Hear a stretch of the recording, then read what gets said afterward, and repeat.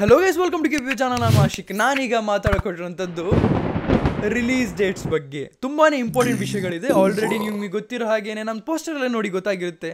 October 11ನೇ ತಾರೀಕು release ಆಗಿಕೊಟ್ಟಿರೋಂಥ Martin release date ಬಗ್ಗೆ ಮಾತಾಡಬೇಕಾಗಿತ್ತು.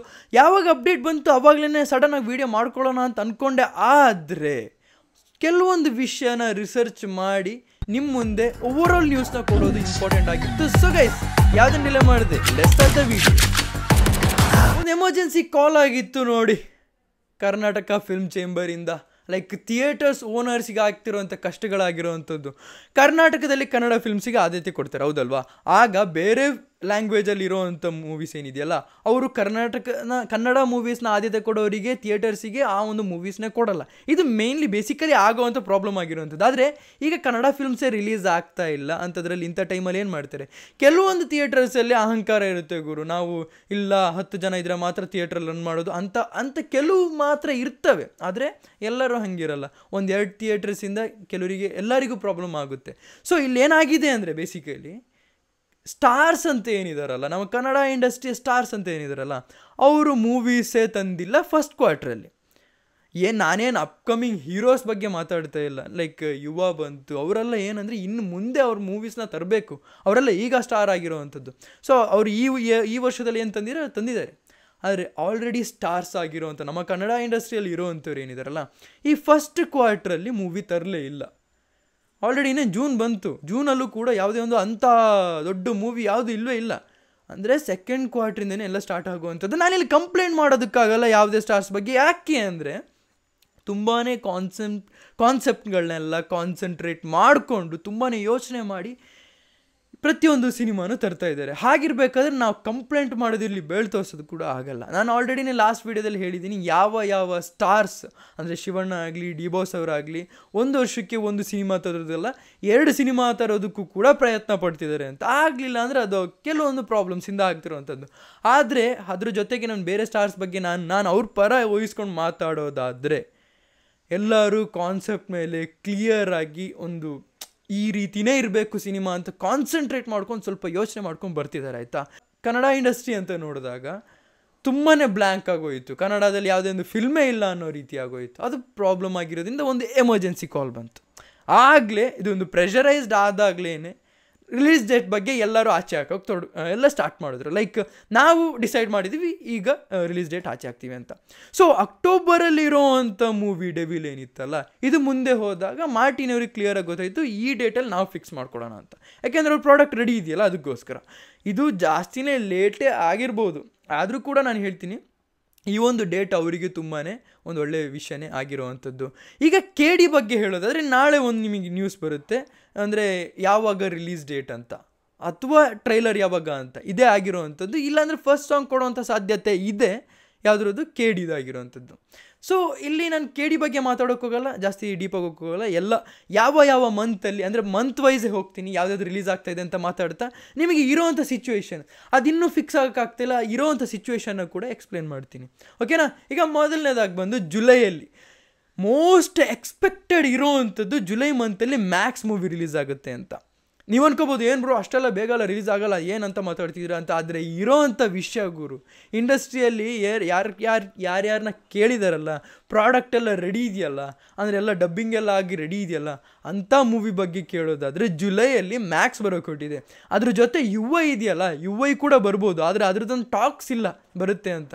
ಅದು ಇನ್ನೂ ಅಪ್ಕಮಿಂಗ್ ಡೇಸಲ್ಲಿ ಅವರೇ ಆಚೆ ಹಾಕ್ದಾಗ ನಮಗೆ ಗೊತ್ತಾಗುತ್ತೆ ಜುಲೈಯಲ್ಲಿ ಬರುತ್ತೋ ಇಲ್ವೋ ಅಂತ. ಆದರೆ ಈಗ ಟಾಕ್ಸ್ ಇರೋವಂಥದ್ದು ಜುಲೈಯಲ್ಲಿ ಮ್ಯಾಕ್ಸ್ ಬರಬಹುದು ಅಂತ. ಬಂದರೆ ತುಂಬಾ ಖುಷಿ. ಯಾಕೆಂದರೆ ಜುಲೈಯಲ್ಲಿ ಮ್ಯಾಕ್ಸ್ ಬರುತ್ತೆ ಅಂತ ಅಂದ್ಕೊಳ್ಳಿ.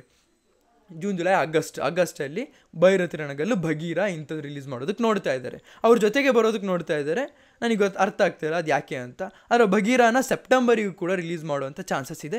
ಸೆಪ್ಟೆಂಬರ್ ಮಂತ್ ಕ್ಲೀನ್ ಇರೋದ್ರಿಂದ ಅದ್ರ ಬಗ್ಗೆ ಆಮೇಲೆ ಮಾತಾಡ್ತೀನಿ. ಆಗಸ್ಟ್ ಆಯಿತಾ, ಜುಲೈ, ಆಗಸ್ಟ್, ಸೆಪ್ಟೆಂಬರ್, ಓಕೆ ಸೆಪ್ಟೆಂಬರಲ್ಲಿ ಭಗೀರ ಬರೋವಂಥ ಚಾನ್ಸಸ್ ಇದೆ. ಜೂನ್, ಜುಲೈ, ಆಗಸ್ಟ್, ಸೆಪ್ಟೆಂಬರ್, ಅಕ್ಟೋಬರಲ್ಲಿ ಹೇಳೋದಾದರೆ ಮಾರ್ಟಿನ್ ಬರ್ತಾ ಇದೆ. ಆ ಒಂದು ಕ್ಲಿಯರ್ ಇರೋವಂಥ ಜಾಗ ನೋಡ್ಕೊಂಡು ಬರ್ತಿದ್ರೆ ಖುಷಿಯಾಗುತ್ತೆ. ಒಂದೊಂದು ತಿಂಗಳಿಗೂ ಒಂದೊಂದು ಕನ್ನಡದ ದೊಡ್ಡ ಸ್ಟಾರ್ಸಿನ ಮೂವಿನೇ ಬರ್ತಾ ಇದೆ ಅಂತ ತುಂಬಾ ಖುಷಿಯಾಗುತ್ತೆ. ಅಕ್ಟೋಬರ್ ಆಯಿತು. ಈಗ ನವಂಬರ್ ಬರೋದಾದರೆ ನವಂಬರ್ ಬ್ಲ್ಯಾಂಕ್ ಇದೆ. ಇಲ್ಲೇನಾದರೂ UI ಬರ್ಬೋದಾ, ಅಥವಾ ಮ್ಯಾಕ್ಸ್ ಅಲ್ಲಿಗೆ ಬಂದು UI ಏನಾದರೂ ಜುಲೈಯಲ್ಲಿ ಬರ್ಬೋದಾ, ಇದು ಯೋಚನೆ ಮಾಡುವಂಥ ವಿಷಯ ಆಗಿರೋವಂಥದ್ದು. ಆದರೆ ಸಿಕ್ಕಿರೋವಂಥ ವಿಷಯದ ಪ್ರಕಾರ ಮ್ಯಾಕ್ಸ್ ಮಾತ್ರ ಜುಲೈಯಲ್ಲಿ ಬರೋಕೆ ಹೊಟ್ಟಿದೆ. ಇಲ್ಲ ಬ್ರೋ ಈಗಲೂ ಎಲ್ಲರಿಗೂ ಡಿಸ್ಕಷನ್ ಹೆಂಗಾಗಿದೆ ಅಂದರೆ, ಇಲ್ಲ ಬ್ರೋ ಅಷ್ಟು ಬೇಗ ಅದು ಪ್ರಾಡಕ್ಟ್ ಇನ್ನೂ ರೆಡಿ ಇಲ್ಲ, ಏನು ಅಂದ್ಕೊಂಡಿದ್ದೀರ ಅಂತೆಲ್ಲ. ಓಕೆ, ಇಂಡಸ್ಟ್ರಿಯಲ್ಲಿ ಇರೋವಂಥದ್ದು ನಾನು ಹೇಳಿದ್ದೀನಿ, ಬಾಕಿ ತೊಗೊಳ್ಳೋದು ಬಿಡೋದು ನಿಮಗೆ ಬಿಟ್ಟಿರೋವಂಥದ್ದು. ಜೂನ್ ಜುಲೈ ಆಗಸ್ಟ್ ನವಂಬರ್ ಆಯಿತು, ಡಿಸೆಂಬರ್ ಅಲ್ವಾ, ಡಿಸೆಂಬರಲ್ಲಿ ಡೆವಿಲ್ ಬರೋಕೆ ಹೊಟ್ಟಿದೆ. ಡಿಸೆಂಬರ್ ಒಂದು ಒಳ್ಳೆ ಮಂತ್ನ ಚೂಸ್ ಮಾಡಿದ್ದಾರೆ, ಯಾಕೆಂದರೆ ಡಿಸೆಂಬರ್ ಡಿ ಬಾಸ್ ಡೆವಿಲ್ ಇದು ಡಿ ಮೇನಿಯಾ ಆಗಿರೋವಂಥದ್ದು. ನಾನು ಹೇಳೋದು ಇದೊಂದು ಕಾಟೇರ ಮೂವಿ ರಿಲೀಸ್ ನೋಡಿದ್ರೆ ನೀವು, ಇದೊಂದು ಒಳ್ಳೆ ಮಂತ್ ಆಗಿರೋವಂಥದ್ದು ಡಿ ಬಾಸ್ ಅವರಿಗೆ. ಡಿ ಬಾಸ್ ಮೇನಿಯಾ ಅಂತ ನೀವು ಆರಾಮಾಗಿ ಈಸಿಯಾಗಿ ಹೇಳ್ಬೋದು. ಈಗ ಮಾರ್ಟಿನ್ ಬಗ್ಗೆ ಹೇಳೋದಾದರೆ, ಮೇಯ್ನ್ಲಿ ಈಗ ನಾನು ಮಾರ್ಟಿನ್ ರಿಲೀಸ್ ಡೇಟ್ ಬಗ್ಗೆ ಮಾತಾಡ್ತಿದ್ರೆ ಮಾರ್ಟಿನ್ ಬಗ್ಗೆ ಹೇಳಬೇಕಾಗತ್ತೆ.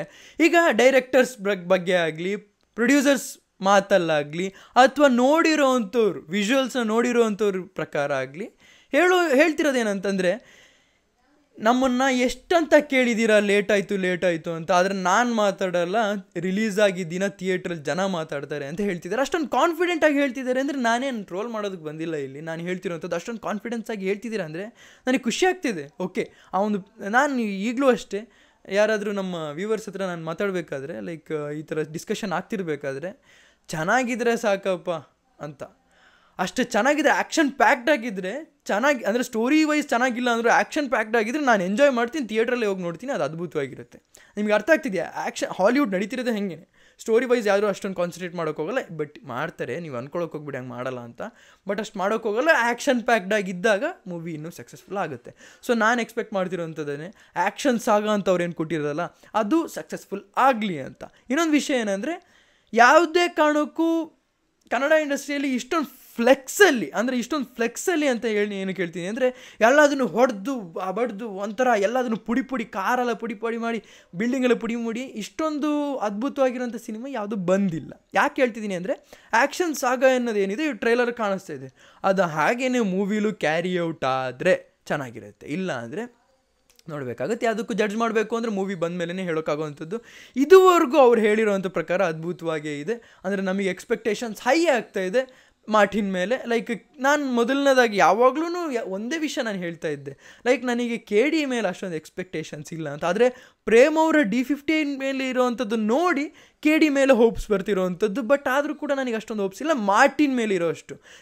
ನನಗೆ ಗೊತ್ತು ಧ್ರುವ ಸರ್ಜಾ ಅವ್ರ ಫ್ಯಾನ್ಸಿಗೆ ಯಾವ ಮೂವಿ ಆದರೂ ಓಕೆನೆ ಅಂತ, ಆದರೆ ನಾನು ಹಂಗಲ್ಲ, ನಾನು ರಿವ್ಯೂ ಮಾಡೋವಂಥದ್ದು ಓವರ್ ಆಲ್ ನೋಡಿ ಮಾರ್ಟಿನ್ ಅದ್ಭುತವಾಗಿ ಬರುತ್ತೆ ಅಂತ ಅಂದ್ಕೊಂಡಿದ್ದೀನಿ. ಆಮೇಲೆ ಮೂವಿ ಬಂದ ಮೇಲೇ ಜಡ್ಜ್ ಮಾಡೋಕ್ಕಾಗೋವಂಥದ್ದು, ಅಥವಾ ಟೀಸರ್ ಟ್ರೈಲರ್ ಬಂದ ಮೇಲೇ ಜಡ್ಜ್ ಮಾಡೋಕ್ಕಾಗುವಂಥದ್ದು. ನಾನು ಟ್ರೈಲರಿಗೆ ಇನ್ನೊಂದು ಫೈನಲ್ ಟ್ರೈಲರ್ ಅಂತ ಮಾರ್ಟಿನ್ ಕಡೆಯಿಂದ ಬಿಟ್ಟಿದ್ದೀನಿ, ಇನ್ನೂ ಅದ್ಭುತವಾಗಿರುತ್ತೆ, ಬಿಡ್ತಾರೆ ಅಂತ ಅನ್ಕೊತಾ ಇದ್ದೀನಿ. ಅಂದರೆ ಈಗ ಜಸ್ಟ್ ನಾವು ನೋಡಿರೋಂಥದ್ದು ಒಂದು ಟೀಸರ್, ಹಾಗಾಗಿ ಟ್ರೈಲರ್ ಬಂದಾಗ ಇನ್ನೂ ಅದ್ರ ಮೇಲೆ ಯಾವ ರೀತಿ, ಅದು ನಾನು ಹೇಳಿದ್ನಲ್ಲ ರೆಂಡ್ರಿಂಗ್ ಮಾಡ್ತಿದ್ದಾರೆ ಅಂತ, ಆ ರೆಂಡ್ರಿಂಗ್ ಎಲ್ಲ ನೋಡಿದಾಗಲೇ ಗೊತ್ತಾಗುವಂಥದ್ದು ಓಕೆ ಓವರ್ ಆಲ್ ರೆಂಡ್ರಿಂಗ್ ಆದಮೇಲೆ ಇದೆಲ್ಲ ಅದ್ಭುತವಾಗಿದೆ, ಔಟ್ಪುಟ್ ಎಲ್ಲ ಚೆನ್ನಾಗಿದೆ ಅಂತ ಗೊತ್ತಾಗುತ್ತೆ.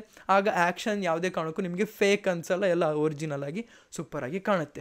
ಇದಿಷ್ಟು ನನಗೆ ಓವರ್ ಆಲ್ ಮಾರ್ಟಿನ್ ಬಗ್ಗೆ, ಅಥವಾ ಓವರ್ ಆಲ್ ಇಂಡಸ್ಟ್ರಿಯಲ್ಲಿ ಏನು ನಡೀತಿದೆ ಅಂತ ನಿಮಗೆ ಯೋಚನೆ ಆಗೋ ರೀತಿ ಮಾತಾಡಿರೋವಂಥ ವಿಷಯಗಳಾಗಿರೋವಂಥದ್ದು. ನಿಮಗೇನು ಅನ್ನಿಸ್ತು ದಯವಿಟ್ಟು ಕಮೆಂಟ್ ಸೆಕ್ಷನ್ ತಿಳಿಸಿ ಅಂತ ಹೇಳ್ತಾ, ಇದಿಷ್ಟು ನನಗೆ ಹೇಳೋಕ್ಕಿದ್ದು. ಇವತ್ತಿನ ವಿಡಿಯೋ ಇಷ್ಟು. ನಿಮ್ಮ ವಿಡಿಯೋ ಲೈಕ್ ಮಾಡಿ, ಶೇರ್ ಮಾಡಿ, ಚಾನಲ್ ಹೊಸಬರಾಗಿದ್ದರೆ ಸಬ್ಸ್ಕ್ರೈಬ್ ಅಂತ ಮರಿಬೇಡಿ. So keep watching, love you all, piece.